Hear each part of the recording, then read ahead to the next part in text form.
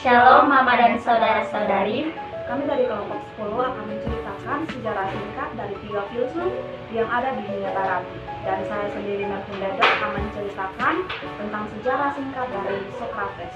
Dan saya Yumi Oktavianawa akan menceritakan sedikit tentang sejarah singkat tentang Aristoteles. Dan Henry Nado akan menceritakan sedikit sejarah singkat dari Plato. Selamat menyaksikan, Tuhan Yesus memberkati. Yang saya ketahui tentang Socrates adalah filsuf dari Yunani yang merupakan salah satu figur paling penting dalam tradisi filosofis barat. Bahkan bagi sebagian pemikir barat, Socrates dianggap sebagai filsuf pertama dan disebut sebagai bapak filosofi. Socrates lahir di Athena dan merupakan generasi pertama dari 3 ahli filsafat barat dari Yunani selain Plato dan Aristoteles. Socrates juga adalah guru dari Plato. Dan yang saya ketahui tentang Plato, dia merupakan seorang filsuf dan matematikawan Yunani, secara spesifik dari Athena. Plato digolongkan sebagai filsuf Yunani kuno.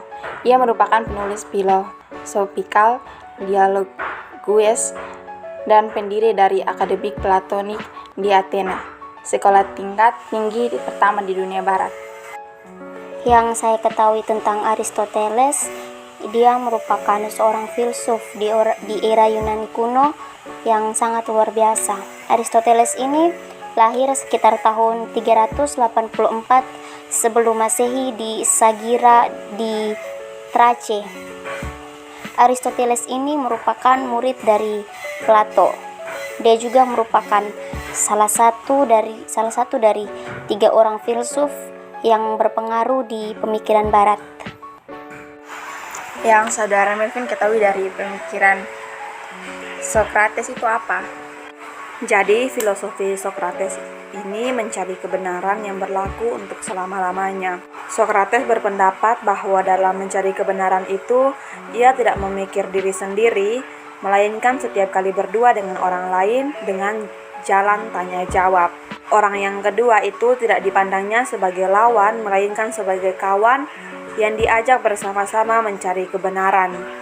Menurut Socrates, kebenaran harus lahir dari jiwa kawan bercakap itu sendiri. Ia tidak mengajarkan, melainkan menolong mengeluarkan apa yang tersimpan di dalam jiwa orang. Sebab itu metodenya disebut maieutik. Socrates mencari kebenaran yang tetap dengan tanya jawab sana dan sini, yang kemudian dibulatkan dengan pengertian. Maka jalan yang ditempuhnya ialah metode induksi dan definisi. Kedua-duanya itu bersangkut paut. Induksi yang menjadi metode Socrates ialah memperbandingkan secara kritis. Ia tidak berusaha mencapai dengan contoh dan persamaan, dan diuji pula dengan saksi dan lawan saksi. Jadi, apakah ada metode lain dari Socrates selain metode maieutik? Baik, saya menjelaskan sedikit tentang metode Socrates. Nah, metode Socrates ini dinamakan sesuai filsuf Yunani klasik Socrates dan adalah suatu bentuk penalaan filosofis dengan mengeksplorasi implikasi dari posisi lawan bicara untuk merangsang munculnya pemikiran rasional dan gagasan baru. Nah, metode dialektis ini sering melibatkan diskusi yang bertantangan. Cara pandang seseorang diadu dengan yang lain. Seorang partisipan dapat mengarahkan orang lain untuk menentangnya sehingga akan memperkuat pandangannya sendiri. Socrates mulai melibatkan diri dalam diskusi demikian dengan kawan-kawannya dari Athena, mengikuti Chaerephon yang sudah menjadi temannya sejak lama waktu masa remaja mengunjungi Phthia, sehingga menegaskan bahwa Socrates menjadi manusia terbijak di Athena. Socrates melihat hal ini sebagai suatu paradoks dan mulai menggunakan metode Socrates untuk menjawab permasalahan ini. Walaupun demikian, Diogenes Laertius, seorang penulis biografi dari filsuf Yunani, menulis bahwa Protagoras yang menemukan metode Socrates. Jadi itulah beberapa pengertian dan beberapa penjelasan mengenai metode dari Socrates. Oke, saya juga sudah banyak menjelaskan tentang riwayat dan juga teori serta metode dari Sokrates. Yang ingin saya tanyakan untuk saudari-saudari, apakah Plato dan Aristoteles juga mempunyai pemikiran-pemikiran tersendiri? Ada beberapa pemikiran Plato. Yang pertama, pemikiran Plato yang dikembangkan menjadi Neoplatonisme oleh para pemikir seperti Plotinus dan Porphyry. Neoplatonisme memberi pengaruh besar bagi perkembangan Kristianitas yang mengaruhi pemikiran para bapak gereja seperti Agustinus. Filsuf Alfred North Whitehead bahkan mengapresiasikan Plato dengan mengatakan karakterisasi umum yang paling aman dari tradisi filosofis Eropa adalah bahwa tradisi ini terdiri dari serangkaian catatan kaki untuk Plato. Dan yang kedua, pemikiran Plato banyak dipengaruhi oleh Sokrates. Karyanya yang paling banyak terkenal ialah Republik, yang di dalamnya berisi uraian garis besar pandangannya pada keadaan ideal. Jadi, selain Sokrates dan Plato, Aristoteles juga memiliki pemikiran tersendiri. Yang pertama di bidang ilmu alam.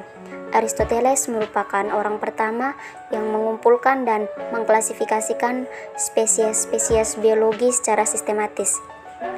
Berlawanan dengan Plato yang menyatakan teori tentang bentuk-bentuk ideal benda, Aristoteles menjelaskan bahwa materi tidak mungkin tanpa bentuk karena ia ada.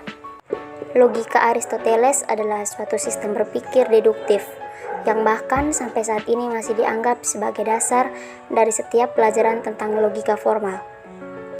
Hal lain dalam kerangka berpikir yang menjadi sumbangan penting Aristoteles adalah silogisme yang dapat digunakan dalam menarik kesimpulan yang baru yang tepat dari dua kebenaran yang telah ada. Yang kedua di bidang politik, Aristoteles percaya bahwa untuk politik yang ideal adalah gabungan dari bentuk demokrasi dan monarki. Karena luasnya lingkup karya-karya dari Aristoteles, maka dapatlah ia dianggap berkontribusi dengan skala ensiklopedis, di mana kontribusinya melingkupi bidang-bidang yang sangat beragam sekali, seperti fisika, astronomi, biologi, psikologi, metafisika, misalnya studi tentang prinsip-prinsip awal mula dan ide-ide dasar tentang alam, logika formal, etika, politik, dan bahkan teori retorika dan puisi. Dan yang ketiga di bidang seni, Aristoteles memuat pandangannya tentang keindahan dalam buku Poetike. Aristoteles sangat menekan empirisme untuk menekan pengetahuan. Aristoteles mengatakan bahwa pengetahuan dibangun atas dasar pengamatan dan penglihatan.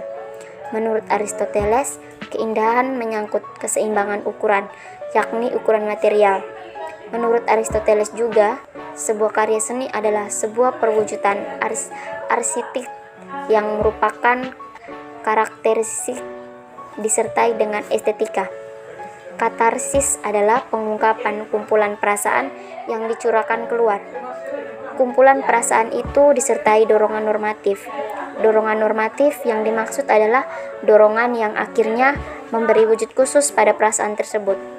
Aristoteles juga mendefinisikan pengertian sejarah itu merupakan suatu sistem yang meneliti suatu kejadian sejak awal dan tersusun dalam bentuk kronologi.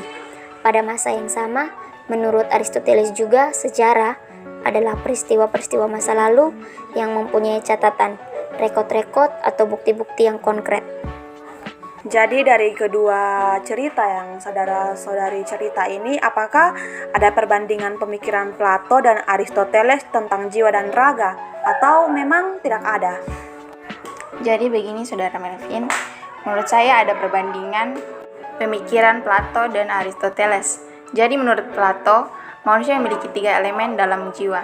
Yang pertama adalah kemampuan menggunakan bahasa dan berpikir. Yang kedua, elemen raga tubuh dalam bentuk nafas, badania, hasrat, dan kebutuhan. Yang kedua, elemen rohania, kehendak bisa dilihat dengan adanya emosi, seperti kemarahan, sindiran, ambisi, kebanggaan, dan kehormatan. Elemen paling tinggi menurut Plato adalah berpikir, atau akal, dan terendah nafsu, badania. Jiwa menurut pandangan Plato tidak dapat mati karena merupakan sesuatu yang adikodrati, berasal dari dunia ide. Meski kelihatan bahwa jiwa dan tubuh saling bersatu, tetapi jiwa dan tubuh adalah kenyataan yang harus dibedakan. Tubuh memeja jiwa oleh karena jiwa harus dilepaskan dari tubuh dengan dua macam cara, yaitu pertama dengan kematian dan kedua dengan pengetahuan. Dan Aristoteles meninggalkan ajaran dualis Plato tentang jiwa dan tubuh. Plato berpendapat bahwa jiwa itu bersifat kekal, tetapi Aristoteles tidak.